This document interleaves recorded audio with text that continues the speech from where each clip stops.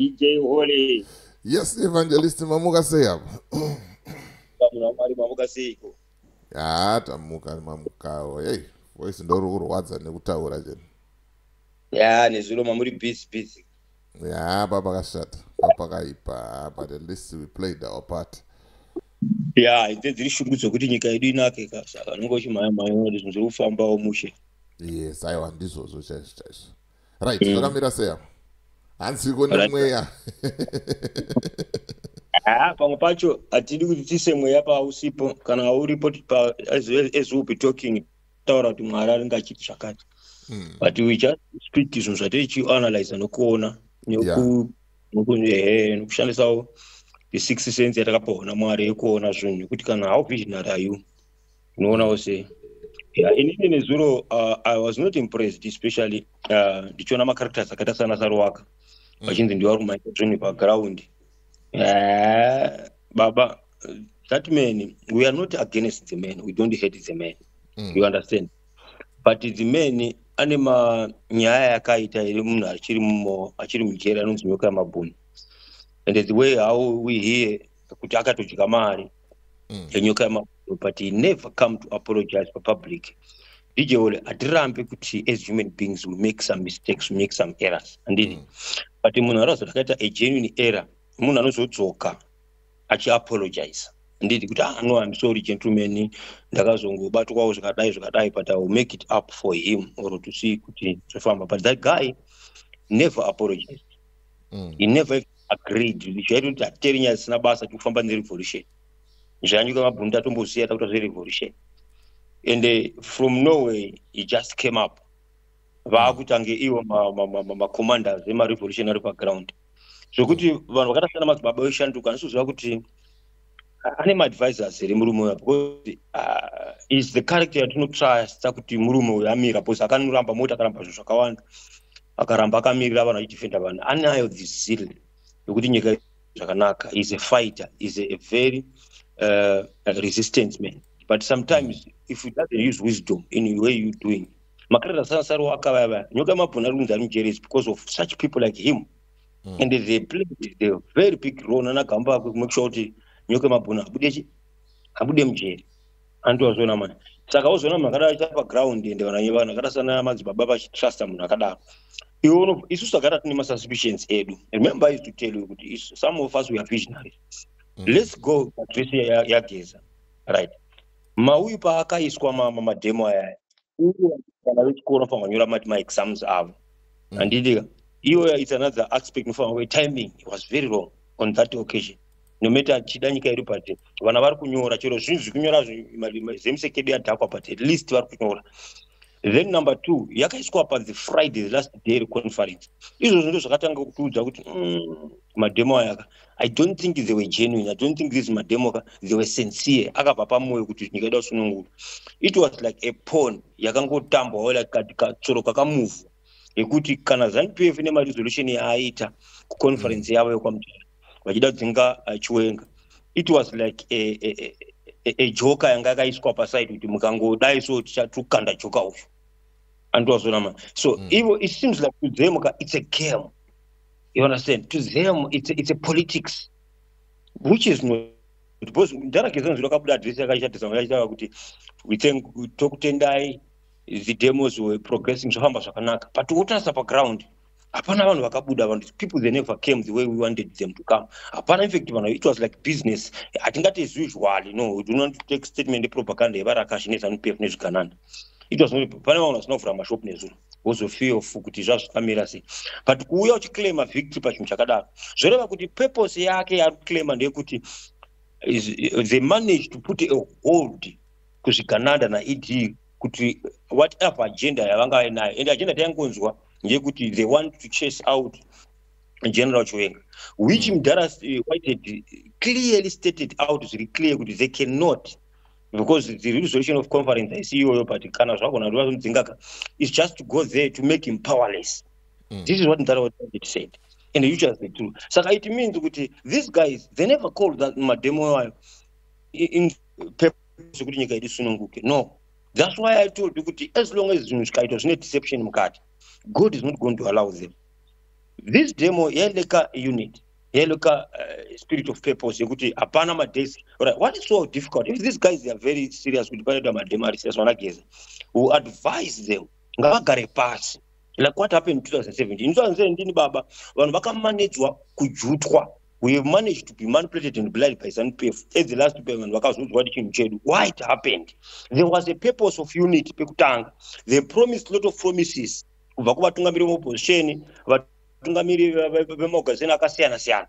the people, everyone, the hands, desk were in purpose. Just we don't know about this, but that guy, as I said, no one was going to be arrested, but people are being arrested. So we want to look forward to what it was say, but why do you say a word and your word does not come true? It means in everything that you are doing, you are giving a dent to your statement. People, they don't trust you. We are just yet people are suffering. That demo, they didn't care about that demo. That's it.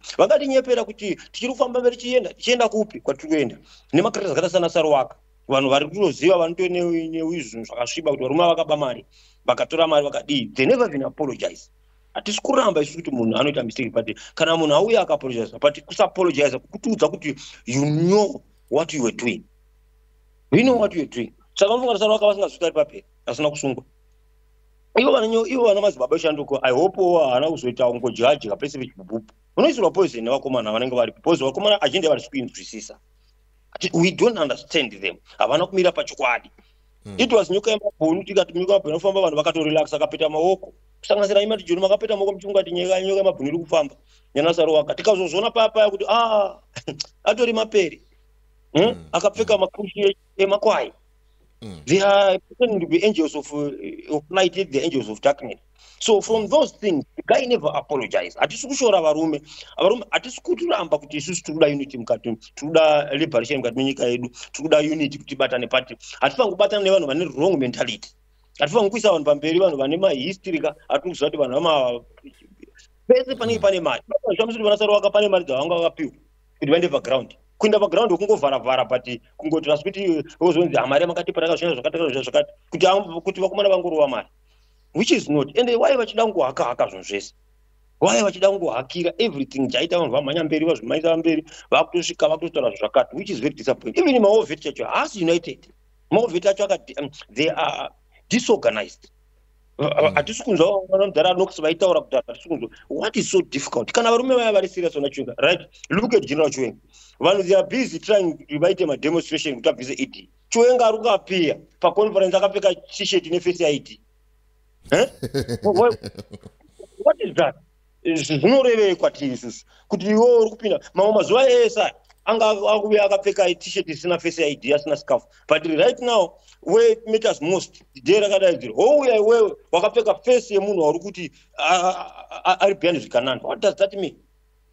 Zvinorevei political statement hombe yanenge akaita. Sometimes I don't know kuti varume vanombofunga sei. In to me yesterday I saw like this mademo, they were game in terms of what?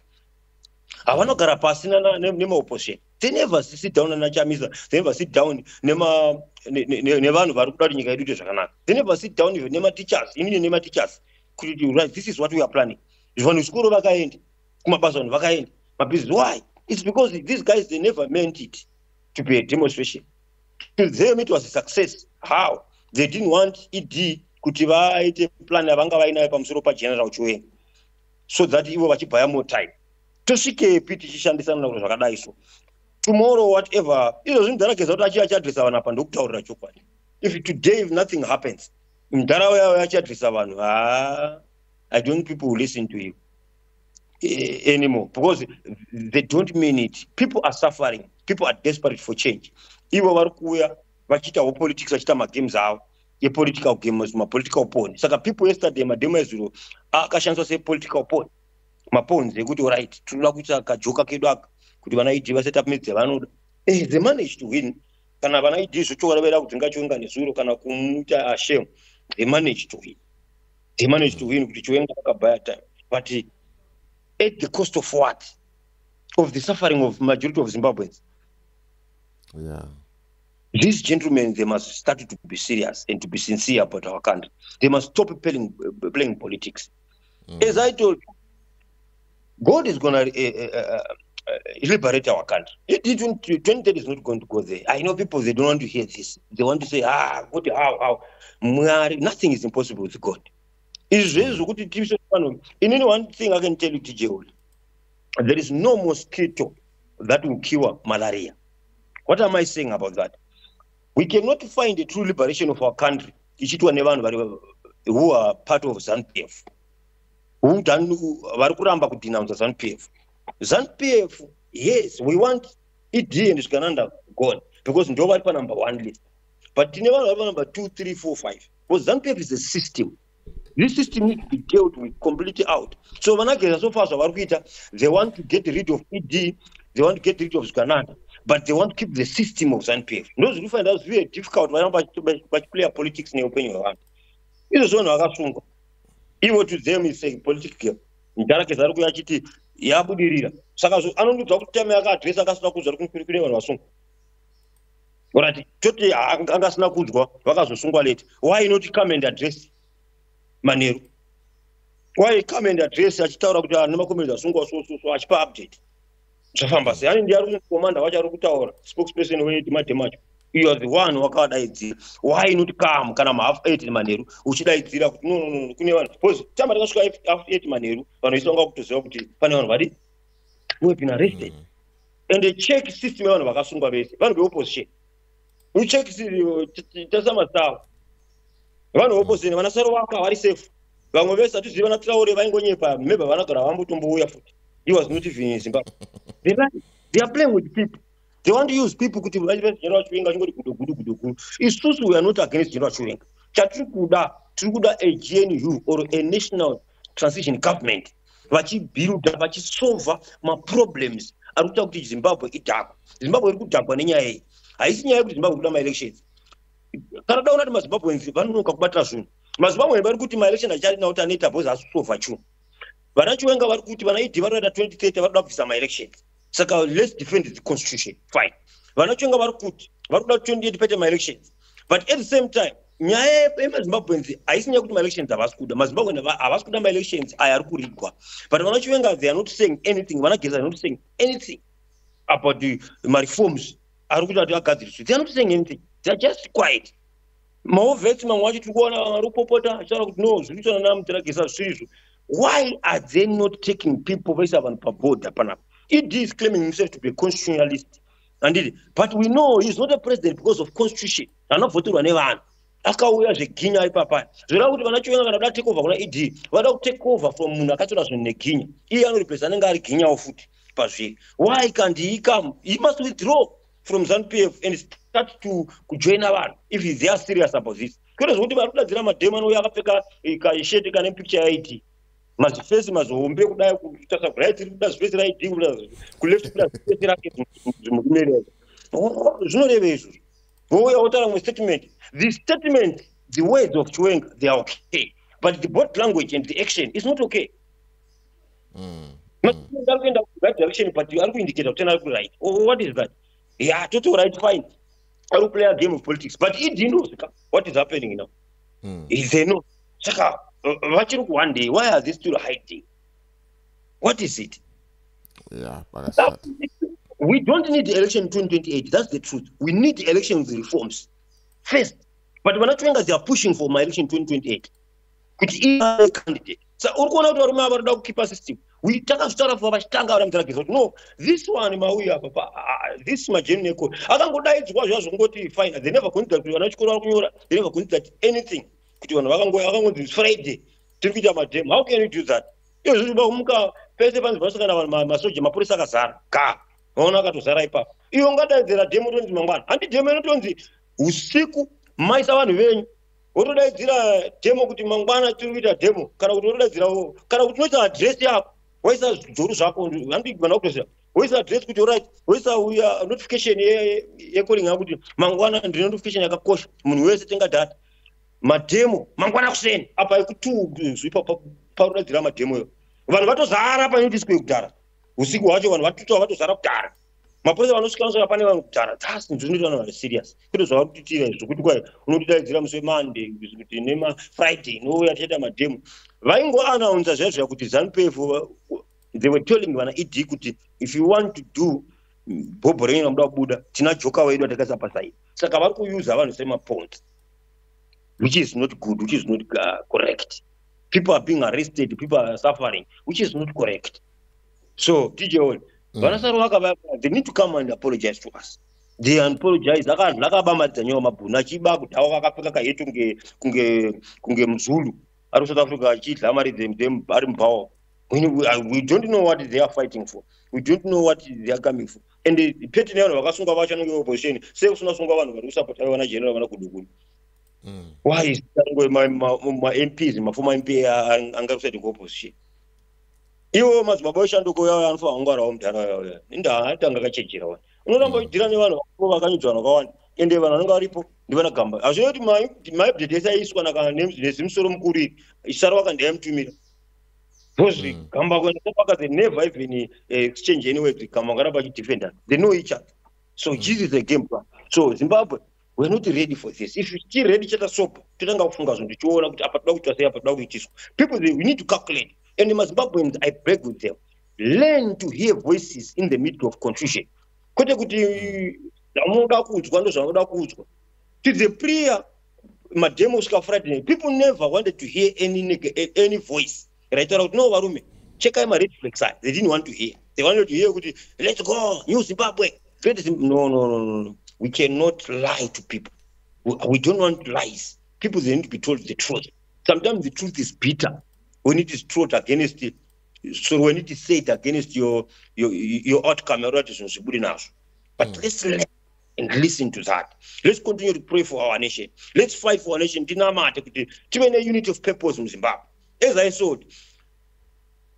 last in closing, Tower of Babel. People were better of Babel. Banga pasina mungari. Agarado wake shashe. But banga pani unity. Unity yakakonzera mari kuti mwaradzike kuti anyazonati vanhu ava vari kuronga kuti aseya. Then God said, these people, if I doesn't stop them, they will prevail because they have unity. Power of unity. Unity. So in Zimbabwe, we have unity. They have no unity. Unity in power. They must separate themselves from power. No, we need unity of purpose, of building our country, not of power. They must love people. We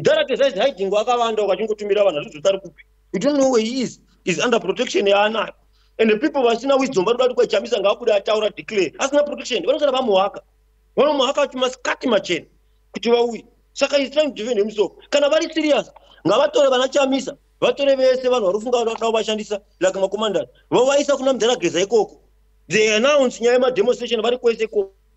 Chamisa is not just an ordinary president. He's the president. He's the right president of this country. Ndiyo munhu afanga kutungamira Zimbabwe zvinotozikanwa pachena. Saka ngavareka kumisa pa even vachena chiwenga ate pana nachiwenga iko kumusoro.